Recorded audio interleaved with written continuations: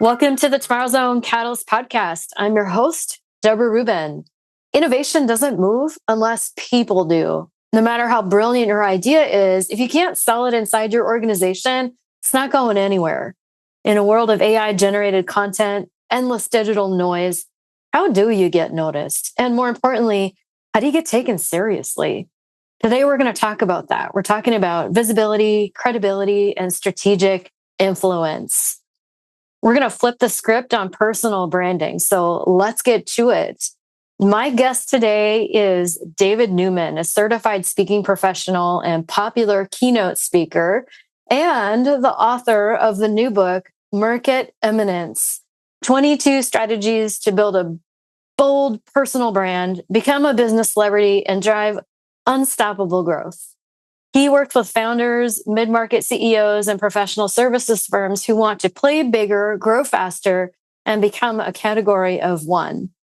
David's previous books are Do It Selling, Do It Speaking, and Do It Marketing, an international bestseller translated into 6 languages.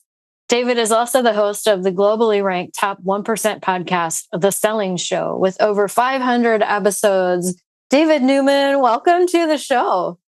Thank you, Deborah Reuben. It was a great episode. That introduction just said everything we need to say. See you next time, everybody. And there you have it. Just kidding. Such a pleasure to be back on your show. This is exciting. Yeah. Welcome back. I always enjoy conversations with you. So, David, I wanted to just kind of dig into this new book that you have on the market. What inspired you to write Market Eminence, and how does the message apply to innovation leaders who are working inside of companies? Well, it's so funny the way that you teed this up about innovation, getting buy-in, overcoming resistance. That is actually that's the crux of the question that we're answering, right? So what does it take to get you, your product, your service, your company, your personal platform, whatever it is that you're selling or saying or wanting to impact the world with, what does it take to get that noticed in a very noisy world? And you touched on a couple of the key pillars of Market Eminence, which I look at it in 3 macro level buckets. It's visibility, it is respect, and it's brand preference. So visibility is simply I see you, because nobody buys products or services or ideas sight unseen. So we have to be seen in the right places, in the right way, with some consistency. Respect comes out of a communicating that we understand what our target market, what our audience, what they want, what they need, what they're up against, what's missing, funky, broken, and sad in their world. So in other words, we get it. We get it in a way that they immediately understand that we get it. So it's not just enough to understand it. We have to communicate that we understand the pains, problems, heartaches, headaches, goals, dreams, hopes, aspirations, and so on. And the third category is brand preference, which is really a combination of differentiation and positioning so that the market gets the idea very, very clearly that it is risky, dangerous, and dumb to hire anyone else or to work with anyone else that solves the problems that you're already brilliant at solving. So visibility and respect and brand preference, the summary of that is you communicating to your market, right? So that they look back at you, I see you, you get me, and I want you and only you. That's the overall idea here. This is really super important when you're an entrepreneur and you're running a business and you're trying to create visibility and gain respect and become a preferred brand. But how do you apply this internally? So a lot of the innovation leaders that we're working with are actually employees. Oh, sure. Working Totally. Within a company. So do these concepts apply to them? No, not at all. Throw it all out the window. No one needs to be seen inside a company. No one needs to be respected inside a company, and no one's personal brand should be preferred over anyone else's. So you're right, Deb. Wait a second. So I want to take you deep inside a large corporate environment, and I want to install a huge stethoscope on that entire building And every single time you hear the phrase, I wish they would take me more seriously, or I wish they would take us, our department, more seriously. I wish I had a seat at the strategic table. I wish I could influence the way that this decision is being rolled out. I don't know why they listen to this department and that department, but never our department. And you can take this, put a CXO in the chair, and this is going to could be the chief innovation officer. It could be the chief human resources officer. In some companies, in some contexts, it could be the chief financial officer. It could be the chief technology officer. Someone that simply has not made their mark and built their internal platform so that they're missing some critical components of influence, gaining buy-in, overcoming resistance, and being respected, not only for their position or their title or what they do, but all of those things for who they are, right? And so that, it's like, this isn't really Deb's department, but she is always so smart. She's always so far ahead of the curve. We need to listen to her input. It would be risky, dangerous, and dumb not to take what Deb is saying seriously or not to factor it into this critical decision. So that's the internal version of Market Eminence. So when we think about that innovation leader or that internal leader who's really trying to gain attention for their great ideas, they really want to change the game. How can innovation leaders within a company apply your principles to earn internal credibility? So how can they go about getting to the point where they are getting that respect and they are listened to? Sure. And let me also widen the impact of this, because this is not just getting buy-in for their ideas. It's getting funding. It is getting top talent. It is getting interested in the investment community.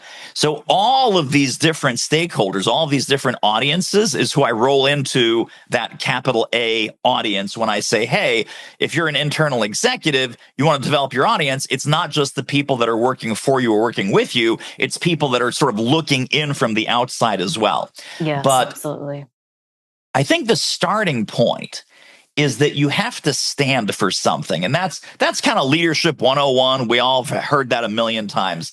What a lot of executives don't fully appreciate or fully internalize is that when you stand for something, it is equally important to identify what you stand against, right? So you can't just be all positive and not also have some negatives, right? Things that you are not willing to tolerate, things that you are no longer willing to do, projects or principles that you completely reject because they go against your worldview.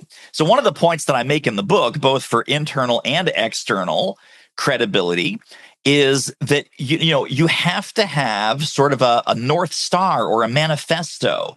What's right with the world? What's wrong with the world? What are you for? What are you against? How can you separate the myths from the truths or the myths from the half-truths? How can you be a beacon and a lighthouse, if you will, that is illuminating the landscape, including the dangerous rocks that are jutting up out of the water? How can you help your followers, your audiences, navigate through to safety? So this is without shouting. This is without any kind of PR stunts, without being sensational for the sake of being sensational, but being seen as that reliable, perhaps a little contrarian, a little edgy, a little, what's the word? Not dangerous, but you have this edge that you are very strongly opinionated. You have a slant and a lens on the world that is unmistakably yours. And I think when we talk about this whole concept, people get nervous. Like, oh, I don't want to offend anybody. The world is divisive enough and polarized enough. And I'm just trying to move ahead and get our innovation initiatives, to where they need to be. I would say to that person who's fearful, and almost every time that we get into a situation where I'm talking to an executive about doing this, they're excited about the positive and they're really nervous about the negative. I say, okay, imagine that we put a fence around your organization, around your team, around your department, and this is an electromagnetic fence, meaning it's powered by very strong electromagnets. It pulls in all the best fit ideas, initiatives, practices, principles, and people. And just as strongly, because it's polarizing, right? So 180 degrees, the other side of the magnet is this repelling force, right? This force that keeps out the bad fits, the nightmare employees, the terrible projects, the ideas and principles that violate every piece of your vision and values and integrity. What if we installed a fence like that it would powerfully pull in the best fits and powerfully repel the bad fits? And they still look at me like, I don't know. And I said, okay, do me a favor. Let's define the bad fits. Let's whip out a flip chart. Let's whip out a whiteboard. Give me a very specific description of the bad fits. Okay, people or projects or ideas that lack vision, that lack integrity, that don't align with our strategic goals, that don't match our vision of the future the way that we would like to paint it for our industry. And I just go, right, as far as employees, these are people that are slackers. They may be very smart, super talented, real brainiacs, but they come in late, they leave early, they don't do what they promise. And I literally write all these down on the whiteboard. And I say, okay, I want you to think about your market eminence strategy, this fence that you're building around your department, around your team, around your company. These are the people it's meant to keep out. Is anybody here around this table upset that you're keeping these people, these projects, and these type of prospects out of your world? And they look at the list, and then they look at me, and they look at the list, and they look at me, and they go, no, I guess that would be kind of important. In fact, I can think of a couple: terrible employees, awful projects, terrible clients, right? Nightmare clients from hell, that if we had this filtering list, it would have saved us millions of dollars and hundreds of hours of headache and heartache. I said, okay, well, that's what Market Eminence is doing, and welcome to the party. You're only going to be pulling in the best fits, and these are the characteristics of the things that we're keeping out. I love that so much. I was like cracking up as you were painting this picture because I could totally see it. So many times we're just total weak sauce when we're not willing to clearly define the no's as well as the yeses, and That's be right. really clear about those no's and keeping the no's out. Can you just back up a little bit and tell us, what inspired you to write Market Eminence? Because you're clearly very passionate about helping people overcome these challenges. And you've written so many books before. I mean, you could have just stopped and retired, I could. Why did you pour yourself into this book? And so out of all the three previous books, I'm going to be actually humble, not fake humble. And people that have been around the block will open up the Market Eminence book and they will say, wow, none of these ideas standalone are all that revolutionary, and they're not new, and many of them are not mine, right?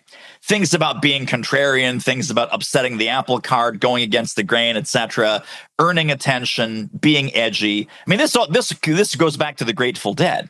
One of my favorite quotes from the great business philosopher Jerry Garcia is, you don't want to be considered the best of the best. You want to be considered the only ones who do what you do. So, not new ideas. When I look at all of my clients, all of my speaking audiences, all of the folks that I've worked with in various ways, shapes, and forms, it is a distillation of Market Eminence is a distillation of everything that I teach, preach, and believe in when it comes to differentiation, niching down, positioning, articulation, distinction, being a respected voice in the marketplace. I mean, you and I have had conversations about this, right? You and I have had chats about, why don't they call me first? So your clients, they love you, they stick with you, you do many, many projects over many, many years. And I think the consistent theme in our previous conversations is my clients say to me, I wish we had found you first. And so what is the recipe for being that person internally or externally who is found first? So I decided on this term, market eminence. If you look up eminence in the dictionary, the actual definition is so fantastic and so spot on. The word eminence by itself, simply the definition is fame or recognized superiority, not just superiority, recognized superiority, especially within a particular sphere or profession. So no one has market eminence everywhere, right? We have deep specialization. We have deep expertise. Our careers have a very specific trajectory that brought us to the work that we're doing today. We want to be known for that. We want to amplify that, magnify that, impact more people, make a dent in the universe, as Steve Jobs used to say. So the key to doing that is how do we unlock that level of very specific fame and recognized superiority, especially within a particular sphere or profession. So that's what the word means. That's why I chose it for the title. I mean, I was just thinking as you were talking just about how distracting the world is, and to get this level of market eminence that you're talking about requires like some pretty strategic and massive focus. Yes. And the willingness to say no to many things. And I know, like, I remember the conversation where you told me, hey, Deb, if you want to grow beyond where you are, you need to say no to 90% of everything. That's right. And at the end of last year, I made some pretty drastic decisions to do just that and stepped away from a lot of things that I was doing. But, by taking your advice on that, it massively increased what we were able to accomplish this year. And so, I know just from experience how important this work is. And I can't wait to dig into your book. Is it available yet?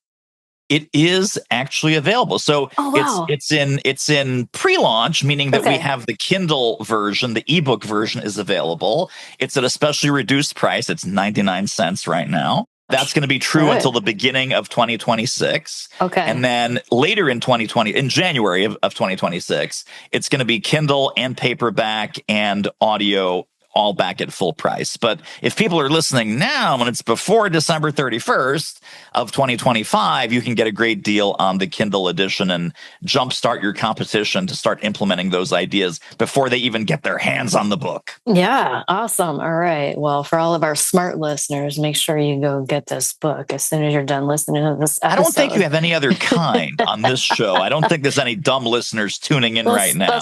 That's true. Well, I wanted to continue to explore these concepts because I know that in the work that we're doing, especially in the equipment finance space, a lot of innovation champions and companies tend to struggle to sell their ideas inside of complex systems. And it may not just be getting funding. It might just be getting their initiative prioritized. Oh, yes. Which is often a challenge. Yes. And so, what are some practical ways that people can show up more visibly and more effectively, whether it's, for your own business or you're inside of an organization? We have to take a page from the world of AI, and we have to sort of go where AI isn't to answer your question. So what is AI really great at? AI is great at computational intelligence, right? It is great at amassing and integrating all of the information that's on the internet and doing some pattern recognition and some extrapolation and things like that. So as far as sharing ideas, sharing innovations, putting out, tactical, practical, how to do this, how to do that, how do I write this program? How do I innovate this industry? The how to has been commoditized by AI. The how to, unfortunately, or fortunately, depending how you look at it, AI is really great at all of the how to tactical, practical, technical things. And it's also instant, perfect, and free. So, and it depends on your definition of perfect, if you count math or if you count actual facts, because it can still make up facts on the fly. But for all intents and purposes, it's instant, perfect, and free. So how do we elevate our visibility and credibility and brand preference in the sea of sort of how to, me too universe that we're in? If you are an internal person or an external person, but we're going to focus on that internal executive, the way that we not argue, but the way that we argue for, like a lawyer would argue for a point of view, to make a case, to get some buy-in, etc. That needs to change. So the 3 pillars of the market eminence mindset when we're talking in the world of ideas: stop talking how to and start talking about how to think. How to think about this idea. And Deb Reuben, I got to hand it to you because you've been doing this the whole time that we've known each other. You always teach your clients and audiences how to think. You say, if you think it works this way, that's not the right way to think about it. The right way to think about it is that way, right? And so how to think, which is a higher level strategic advisory, insight-based, not information-based, because the information, AI is going to handle that, instant, perfect, and free. Insight is still a uniquely human thing. So how to think is category number 1 when you're making your case, when you're talking to your colleagues, when you're presenting in a meeting. Number 2 is what to believe. It's that filtering and sorting mechanism of separating the wheat from the chaff, the signal from the noise, the obvious from the non-obvious. So when you start talking about shifting beliefs and what to believe versus what not to believe, you're also engaging in that higher level, insight-based level of conversation. And then the third thing you are going to love, the third thing is where you have built your reputation and your awesomeness, which is where to focus for what's coming next. Literally taking people into the Tomorrow Zone, Yes. TM, registered trademark, but thinking about what's the world going to look like 3 months from now, 6 months from now, 12 months from now? And how can you help your executive team, your board, the committee that you're on, the department that you're leading? How can you help them see around corners and do a little trend spotting, do a little forecasting, and show them the safe passage through the turbulence, fog, and uncertainty of what's coming next, right? What's around the corner? Because most people, they really hate being surprised, ambushed, sideswiped.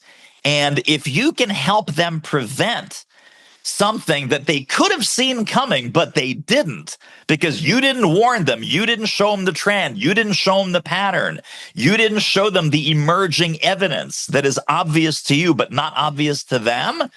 If you don't rescue them from being a victim of the future, right, that's exactly what they're going to be. If you can be the one that swoops in and, like the great Wayne Gretzky said, show them how to skate to where the puck is going to be, not where the puck is today, that is the third and final piece of your market eminence survival kit. The 3, again, are how to think, not how to, but how to think.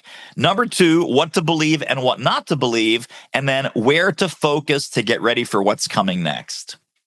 Oh my goodness. Yes, this is powerful. So I'm thinking about my friends who are working within more, let's say, traditional organizations. Sure. And, if they're following this path, they're going to be bringing some pretty status quo busting mindsets and thoughts to the conversation. So what are some common ways that people can accidentally sabotage their own influence without realizing it? And how can they avoid doing that? Well, I think you're right. I think sinking back into groupthink and not wanting to upset people. So there's a couple of forces that we all have as human beings. We want to seem smart and we want to be liked.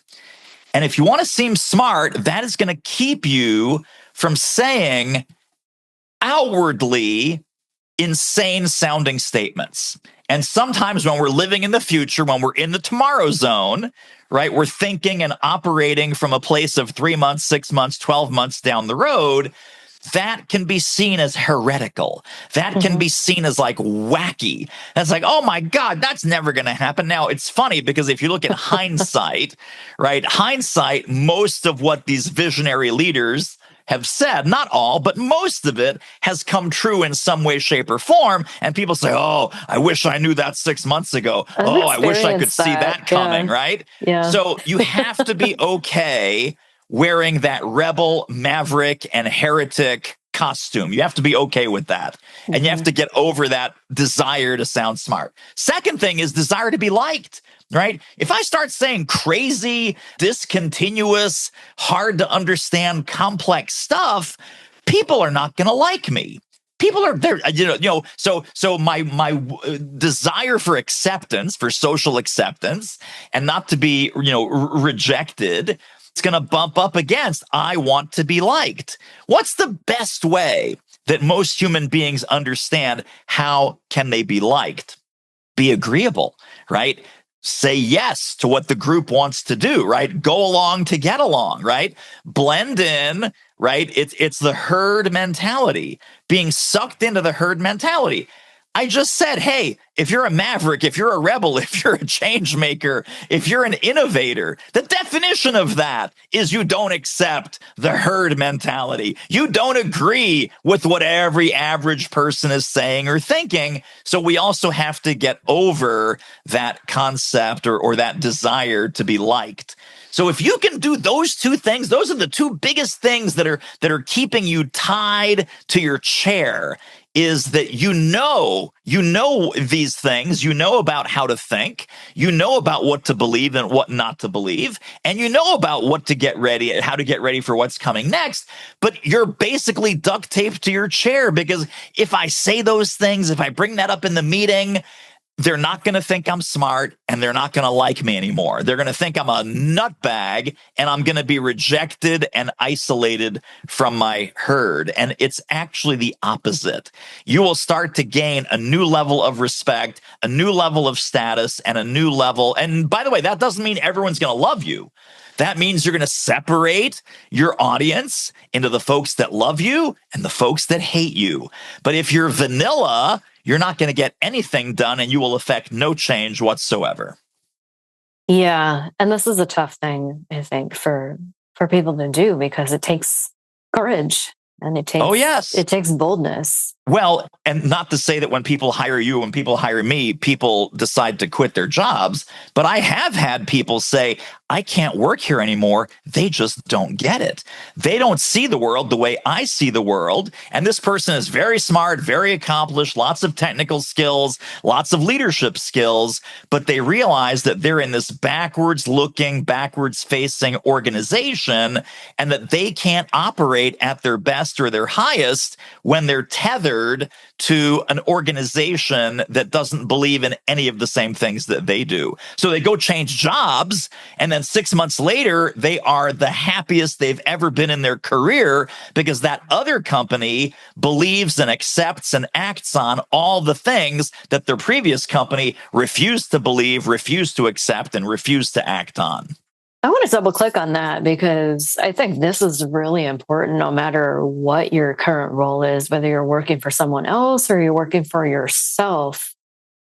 Because what you're talking about requires kind of looking in the mirror and getting really, really, really clear on what do you believe? Why do you believe it? How do you want to live? And what's the impact that you want to make in the world? And then getting honest about whether where you're at right now and what you're doing right now lines up with what you truly value. And that's a scary, super deeply honest conversation to have with yourself.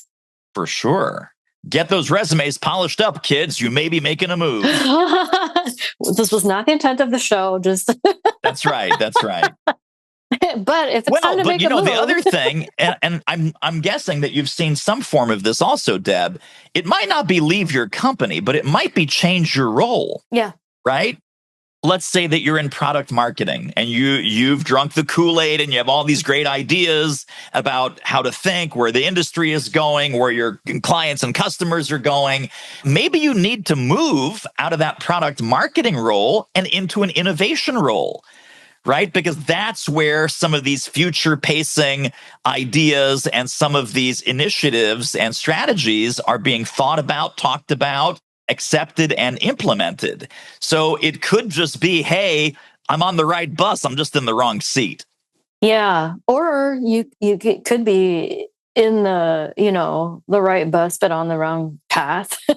Also I'm true. just kind of thinking, about my own experience, because I did experience this. I was seeing a future that, unfortunately, at the time, my employer couldn't see. And it was what inspired me to leave and start my own company. But I stuck around for a while because I wanted to exit elegantly and finish what I started. But then, looking back, hindsight is pretty clear. And actually I called it and was right, and so sometimes maybe it's not about finding a new role within your firm, but maybe it's finding what's your next act. Yes. For your career. So true. Just curious, when we talk about market eminence, and one of the things I think that starts to happen is, visibility. You kind of over-index on that. What does it mean to stop chasing influence and start really attracting it?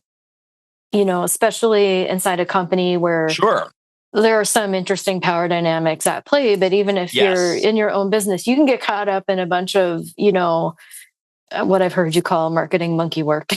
Yes. And again, how do you get focused so that you're attracting rather than chasing? So let's talk about a metaphor. I mentioned earlier that you need to be the beacon or the lighthouse that is illuminating the landscape and helping the little boats that you care about navigate through around the rocks and into the safe waters. I want to draw a second metaphor. So you have the choice of being the lighthouse. The other choice, where most people start unknowingly, is they're the tugboat. And the tugboat is just pulling and sweating and honking and trying to drag this very heavy load through the harbor. That's what I mean by stop chasing, stop striving, stop sweating. The tugboat versus lighthouse.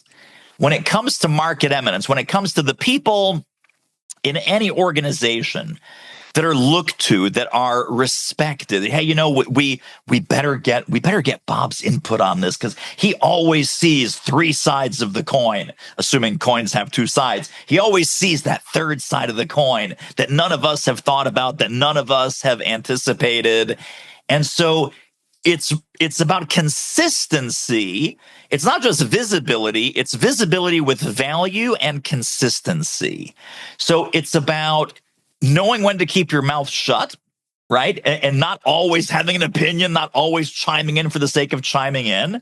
In the entrepreneurial world, I tell people this is not about publicity stunts. It's not about being weird or contrarian for the sake of being weird or contrarian. And it's the same thing inside of a company. If you've got nothing to say, please don't say anything. But that lighthouse versus the tugboat, because the tugboat's always talking and tooting and honking and making waves and throwing up foam, right? No one respects the tugboat. If you're a lighthouse and you have that metaphor in your head in every meeting, with every email you send, every voicemail or video that you leave for a colleague, think about how are you coming across? How are you being a merchant of influence? How are you enrolling them? Not only whatever the project is, whatever the issue is, whatever the piece of technology is, stop talking about what it is. Start talking about what it does and what it means. What it means for our present, what it means for our future, what it means for different stakeholders, what it means for different departments, what it means you versus the competition. So I think the commodity type of executive they're always very in the weeds, right? They're very tactical, what it is, what it is, what it is. Move away from what it is, focus your thinking and your conversations on what it does and what it means, and you will start to get that lighthouse-like wisdom where you're not pushing or striving, but people are following you almost magnetically. And it's ironic because they're following you, the less you need them to, the less you want them to, the less you're striving for that, the more magnetic and attractive it is to follow you, listen to you, invite you into the right rooms, invite you into the right meetings. This is another thing that I hear a lot from the execs. It's, they had a meeting and I wasn't invited.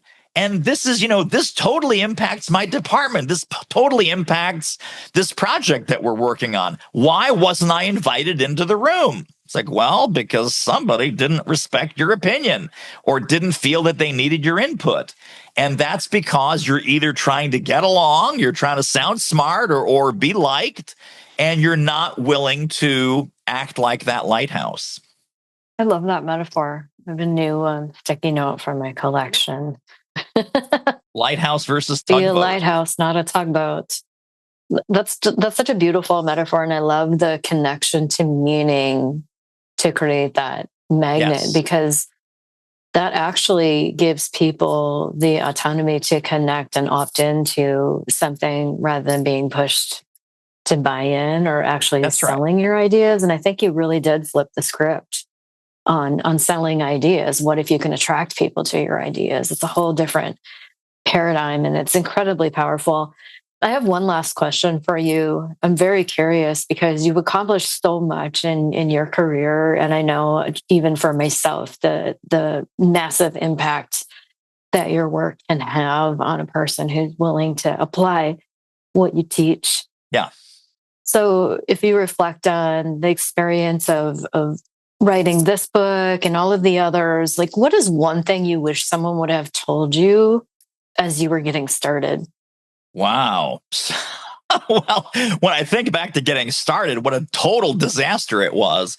I think, the advice that I would give to my starting out self is, and this is going to sound like a fortune cookie or like some Zen mystic statement, but I think you'll pick up what I'm talking about.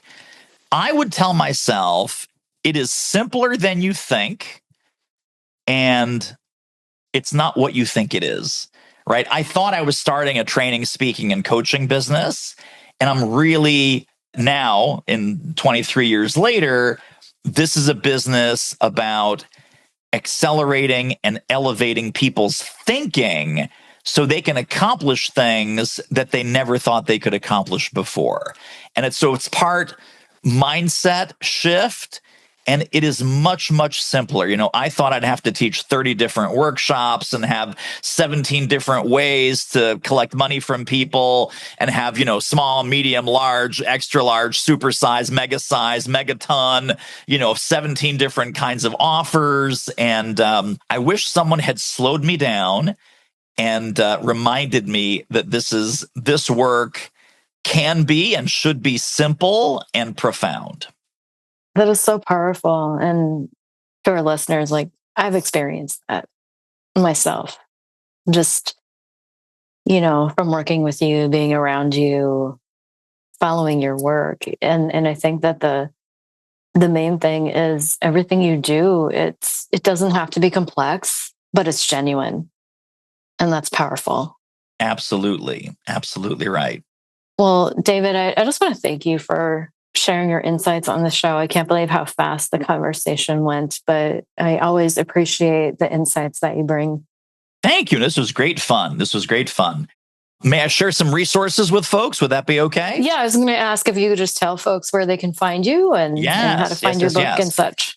So The book is called Market Eminence. You can get it in all different formats, initially on Kindle. Place to get all the companion tools, bonuses, downloads, videos, resources is marketeminence.com. And then my main website is simply doitmarketing.com. And there's a whole bunch of stuff there, blog, podcast, all kinds of great things. But things that are book related are marketeminence.com, all the freebies, all the downloads and goodies. Awesome. And we'll include that in our show notes as well, so that our listeners can easily find your awesome tools. To our listeners, I hope you took away some awesome wisdom nuggets from that. I know I did. Thank you for tuning in. And if you're enjoying our podcast, please like, subscribe, share it with someone who you think would benefit.